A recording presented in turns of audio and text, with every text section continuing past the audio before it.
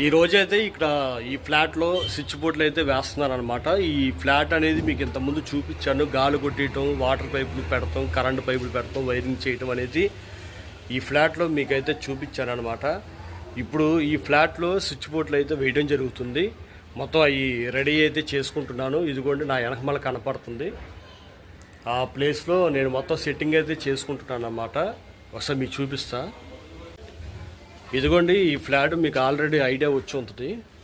ఇక్కడ నుంచే గాలి కొడతాం అనేది జరిగింది. ఇదిగోండి ఈ సెట్టింగ్ అంతా నేను సెట్టింగ్ అయితే చేసుకుంటున్నాను అన్నమాట.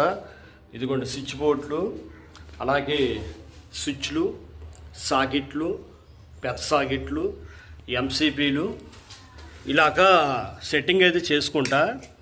ఇది బాత్రూమ్ దగ్గర పెట్టాల్సిన స్విచ్ బోర్డు. ఇది బాత్రూమ్ లైటు, గీజర్కి ఎంసీపీ అనమాట. స్విచ్లు వేస్తే స్విచ్లు తొందరగా పాడవుతున్నాయి, అందుకని ఎంసీపీ అయితే వేస్తున్నాను. 16 amps స్విచ్ వాడతాం కదా, అట్లాగే 16 amps ఎంసీపీ అనమాట. ఈ స్విచ్లు దీంట్లోనే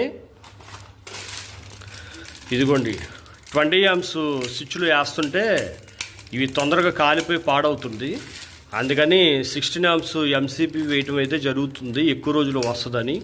ఇది లైట్ స్విచ్, ఇదేమో ఎంసీపీ గేజ్ పాయింట్ది. ఇలాగా ప్లేట్లు అయితే ఇలా వస్తాయండి విడివిడిగా. ఇదిగోండి ప్లేట్లు ఇలా విడివిడిగా వస్తాయి. ఇలా విడివిడిగా వచ్చిన ప్లేట్లకి ఇదిగోండి స్విచ్లు, మామూలు స్విచ్లు ఇవి. తర్వాత ఇవి వచ్చేసి 2-way స్విచ్లు అనమాట. ఇదిగోండి యారో మార్క్స్ ఉన్నాయి కదా, పైకి కిందకి యారో మార్క్స్ ఉన్నాయి కదా, ఇది 2-way స్విచ్లు అనమాట. తర్వాత ఇది వచ్చేసి కాలింగ్ బెల్ స్విచ్. అలాగే మీకు ఇందాక ఇది కూడా చూపించా కదా 20 amps స్విచ్. ఇలాగా ఏ ప్లేట్కి ఎన్ని వస్తాయి, ఎన్ని స్విచ్లు వేయాలి, ఎన్ని పాయింట్లు ఉన్నాయి, ఎన్ని సాకెట్లు వేయాలి అనేది మొత్తం ఇక్కడ సెట్ చేసుకుంటూ ఉంటాం.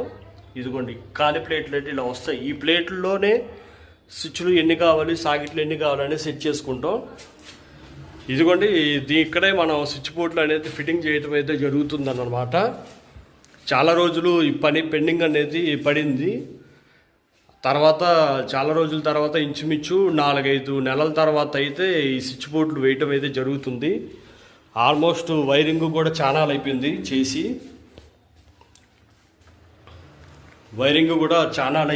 చేసి కొంచెం బడ్జెట్ ప్రాబ్లం వల్ల పని అయితే ఆగింది.